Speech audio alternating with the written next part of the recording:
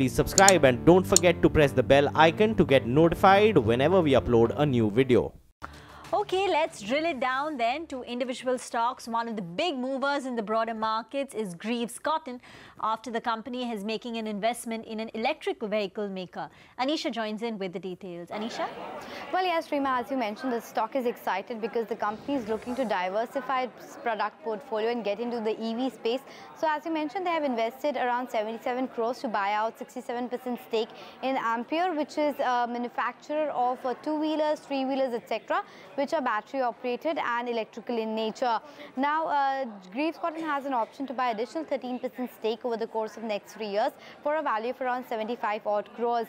Now, this is a positive as I mentioned, they're looking to diversify the risk as well, given the fact that the company did not have much opportunity to scale up their core business. And that is what the analysts were fearing. Now, with this acquisition, it opens up doors in the electric vehicle space as well. Now, we had a word with the management who said that currently Ampere is loss-making, but they expect it to break even at EBITDA level in year 2 of acquisition, which will be next year, and they expect a revenue of around 60 crores in FY19. They also say that they have enough cash on their books, and the growth momentum that we have seen in Greaves Cotton as a whole in the last 2-3 quarters, wherein we saw double-digit growth, should continue going forward as well. In fact, on that note, let's bring in the management itself and hear out what they had to say on the matter. Greaves Cotton is investing in Ampere, which has the technology, which has the platforms, which can provide affordable mobility solutions in the two-wheeler space.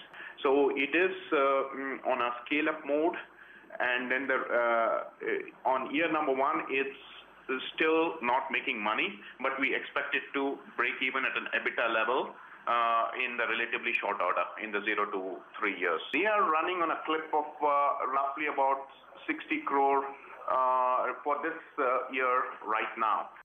Okay, then let's hop across to Mangalam. He's standing by. He's going to tell us about CESC as well as future retail. Mangalam, over to you. That's right, Nigel. So we talk about the retail space. Over the last few days, various reports have suggested that if you're a retail company, Amazon is definitely looking at picking up minority stake, because day before yesterday, we got reports that Amazon is looking to pick up stake in future retail. Then we had their interest in more, as well as now today reports suggest that they're looking at picking up a minority stake in Spencer's, which is owned by CESC, which is why we're seeing that uptick in CESC itself. A little about Spencer's. Last year they did revenues of about 2,100 odd crores.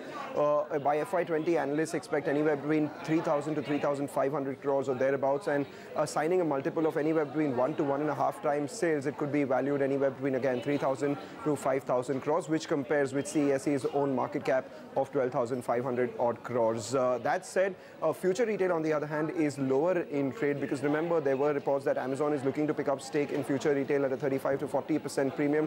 If they are deploying their money into Spencer's, are they also looking at future retail or not? And then there are other people who are looking at future retail as well, the likes of Google-backed, Alibaba-backed, Paytm Pay, etc. All right, Mangalam, thanks so much for that. Well, just want to quickly point out that CESC is higher because, you know, there's a potential, unverified reports that Spencer could see some stake sale.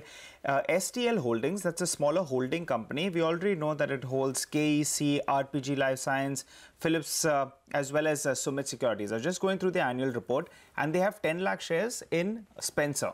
You know, so that's why, in fact, that could be one reason why the stock is moving higher. The volumes as well are very, very high today. More than a lakh is what has been traded. So just keep that in mind. 10 lakh shares is what they hold in Spencer. So that could be some potential value unlocking. But moving on, then we have Hindustan National Glass. Rima, you're looking at that stock. It's up, I think, more than 45-50% in the last few days. 50% up this week, up 20% this week. We don't generally talk about it. It was a sick company. The company had very high debt.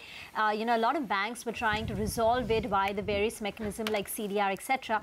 But then you had the RBI Feb 12 circular, and then they had limited time of 6 months to secure some form of a resolution. And now the company has announced 2 days ago to the exchanges that they have found a resolution plan. The secured lenders have agreed to implement it. The company will pay an approximate 2,600 crore to all its lenders in the form of cash or equity, and the payment will be made within 90 days of the compromise settlement. Now, we do not have actual details of what the last debt figure on the company is, but I was reading some reports which indicated that the debt could be close to 2,500 crore rupees. It's come down, you know, from 2,700 crore, because the company was looking at repaying some of its debt. So they sold their stake in Hindustan National Glass Float Glass earlier this year in Agenda Glass AG of Germany. So the company was trying to repay it, but now they've managed to get into a settlement with the secured lenders, which is why 20% up on good volumes today and 50% up this week. Okay, all right, Rima, thanks so much for that. Interesting pick out there is what we're seeing. You pull up a week-to-day chart, that'll tell you what Rima's talking about. A 50% uptick is what we've seen.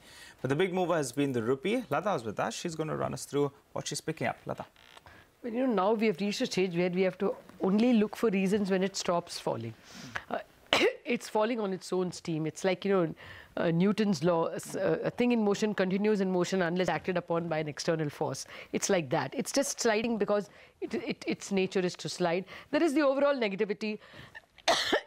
Trade deficit is higher, and today you can add a pinch of crude, $1 more expensive, and you have enough reasons. You must remember that the Indian currency was a victim, or you can say the beneficiary, of exceedingly long positions. Very strong view, very positive view on India from February to June, because crude prices fell from almost $80 to 72.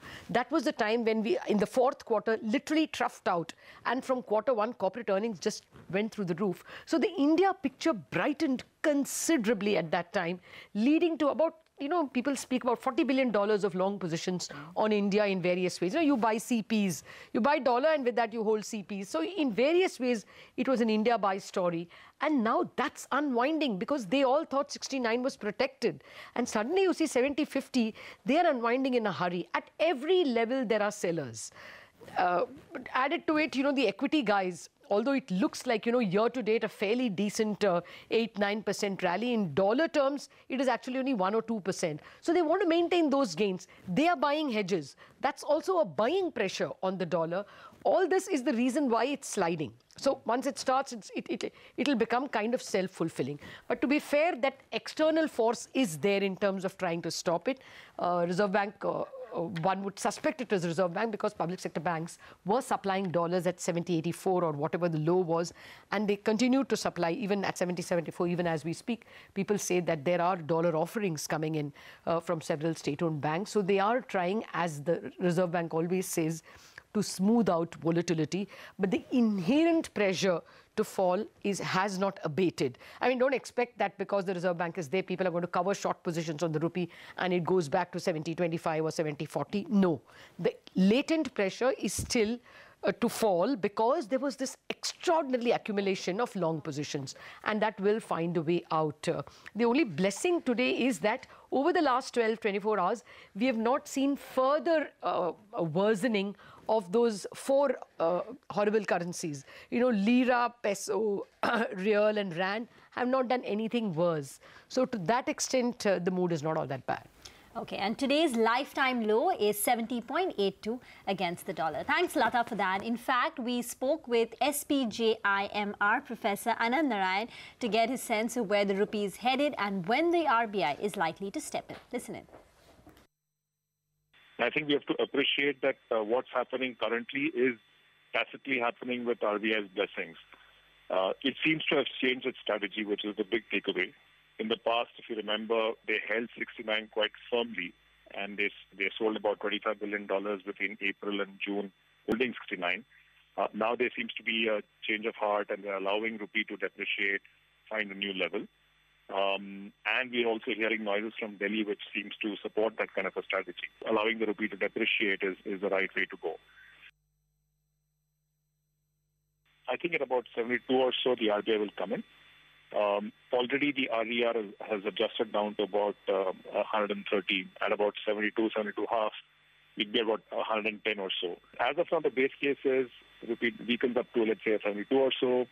RBI is there, shows its muscle, holds the rupee within the range, and the weaker rupee hopefully allows our current account deficit to improve and thereby bring back a natural balance into the external sector. All right, then, before we wind down in this session, Lata is still with us. She's going to tell us about AB Capital. Lata. Well, quite clearly the star performer. I mean, it's like you say, perfect storm. It's got perfectly everything going for it. The latest announcement was that it is setting up an asset, a stressed asset fund.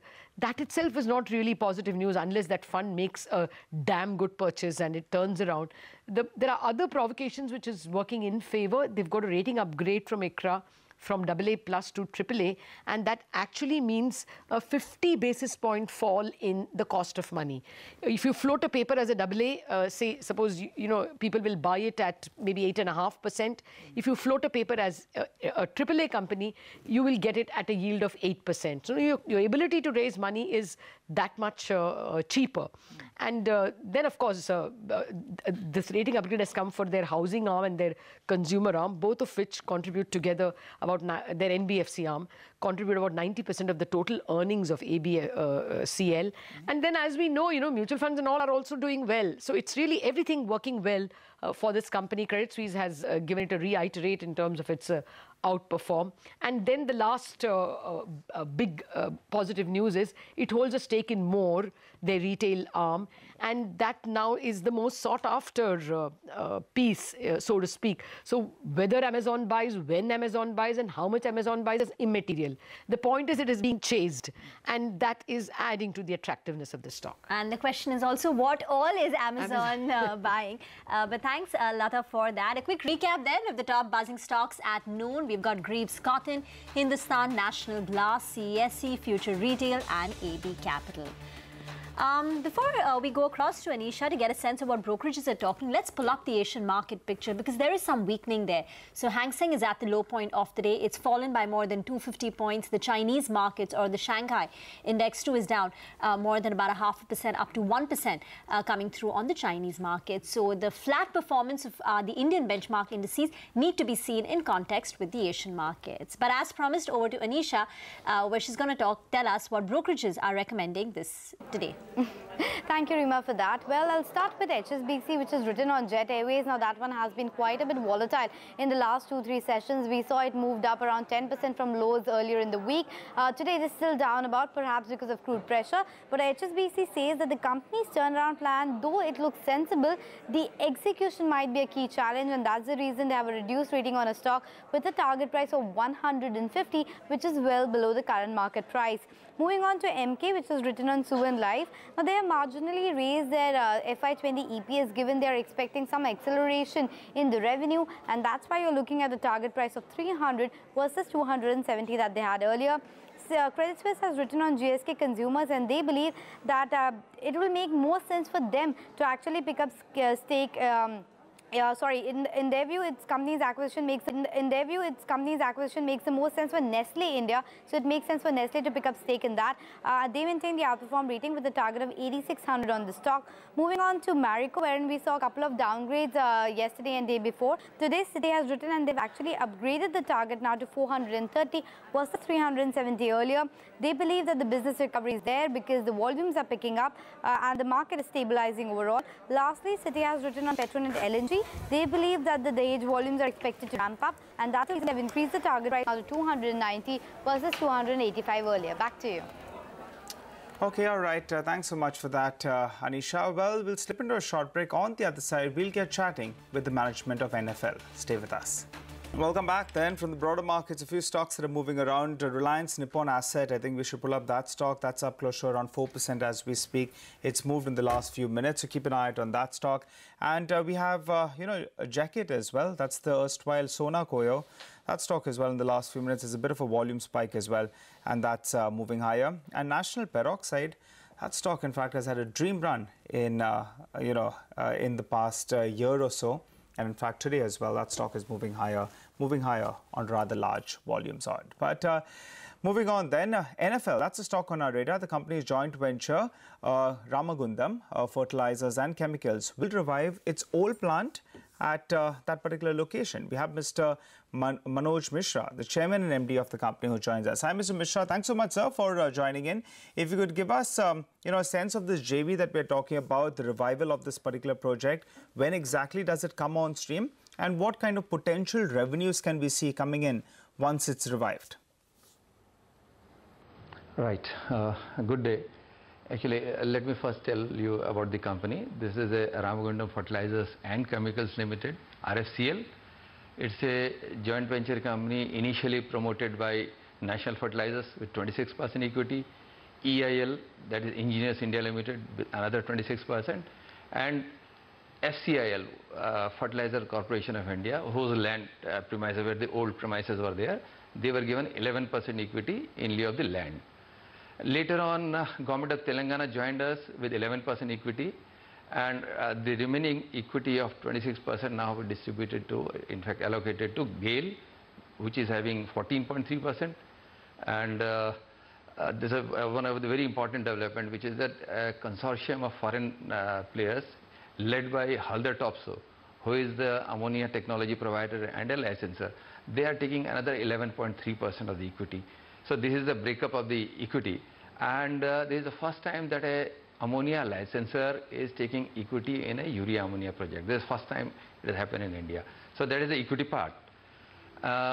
This is a project located at Ramagundam in the state of Telangana, and it is a state-of-the-art plant which will be coming up with a capacity of 3,850 metric tons per day of urea, annual capacity of 12.71 lakh metric ton of urea. As far as project is concerned, almost 90% of the project work, as we speak now, 90% of the project work is completed. Remaining 10% we are working on that, and in another 6 to 8 months the project will come on stream. So that is the background I wanted to share with you. And coming with regarding the No, go ahead. Regarding the marketing agreement, when the joint venture was formed between EIL, NFL and FCIL, at that time itself it was decided to leverage the strength of its sponsors. So EIL was asked to take up the EPCM job of the project, that is engineering, procurement and construction management of the project. They are doing the EPCM job, and the marketing of the product of RFCL, that responsibility was given to NFL. And it is fairly well established that NFL is one of the least, the marketing cost is one of the least in the industry. So it's a win-win situation for both NFL as well as RFCL, where the advantage of low marketing cost of NFL will get passed on to RFCL, and NFL will also have another 12.71 lakh ton of urea to sell. Yeah, 12.17 lakh tons of urea will be sold by NFL. Okay, so if you could just give us a sense of what the cost of the project is, the kind of investments NFL has to make. When we last spoken to you, you'd indicated that the total project cost is 5,300 crore. The equity commitment of NFL was 343 crore, of which 218 crore has already been made by NFL. If you could update these figures, do they still hold? Yeah, actually the cost of the project was 5,254 to be exact. But in the meantime, something has also happened in the shape that first is the GST. GST impact we estimate will be close to 100 or 150 crore. There can be another 100 crore here and there, but the fact remains that amongst all the new projects which is coming on stream or either being planned in India of similar size, we are the cheapest. Our project cost is the lowest at this level, even the new plants which is coming. So that way, that inherent advantage with us is there, that the cost will be, the project cost is the lowest. And as far as equity is concerned, you're right. When we last, we have now our own equity, I think 284 crore equity, equivalent to 26% of the equity which we have. Since other equity players we are inducting now only, in terms of GAIL and Haldar Topsoe. So our equity will slowly keep pace with the debt draw. All right, Mr. Mishra, a more basic question. What's the total capacity currently, your urea capacity, and what's the capacity utilization? Capacity utilization of my existing projects, existing plants is 118%. So at right now, we are producing almost for the last 3 years continuously over 38 lakh ton or 3.8 million ton. And with at Ramagundam it is at 12.71 lakh ton. So we will be crossing 50 lakh ton. And 50 lakh ton or rather 51 lakh ton this is actually 17.5% of the urea market. We will be the single largest indigenous urea player in the country. And NFL's food, yeah, please. No, go ahead.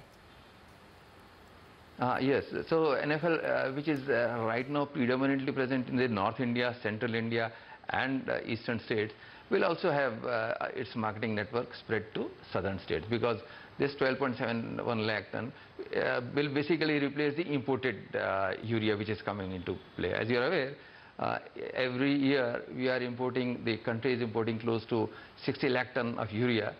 So once this project comes, so to that extent the import of urea will come down, and the states where the imported urea being sold and distributed, so that market will be with NFL. Okay. And another thing I wanted to share was that yes, this entire urea will be sold under our own Kisan brand. So yes, total 51 lakh ton urea will be under Kisan brand. Yeah. Okay. So what will be the incremental revenues that NFL can enjoy, because you can sell an additional 12.2 lakh tons of urea? Yes, yes. Actually, in terms of revenue, because this is a heavily, urea is heavily subsidized as of now, because of the cost of production is 20 or 22,000 tons per ton, 22,000 rupees per ton. The MRP is close to 5,600 rupees per ton. So turnover coming to NFL's books will not be at the rate of 22,000, but rather at the rate of 5,600. So it will be 600 to 700 crores. The turnover will be higher by only 607, because unless the MRP of urea goes up, right now this is the number. Okay, but then your the subsidy that you will need to claim from the government will substantially go up, right? Okay. So yeah, but actually, since we will be marketing it, this subsidy part will be taken care of the joint venture company, which is RFCL. So subsidy income will be booked in the RFCL books. Okay, all right. Thanks so much, Mr. Mishra, for stopping by and in fact giving us all those details. Looking forward to touching base as the year progresses. By the way, a bit of a recovery is what we're seeing in the Nifty. You have stocks like Gale that have moved higher. Tech Mahindra as well as cutting some of those losses. So I think we should pull up that stock. Lupin as well has seen a bit of a bounce back. Both Lupin as well as Sun Pharma, both of them have seen a bit of an up move in the last few minutes.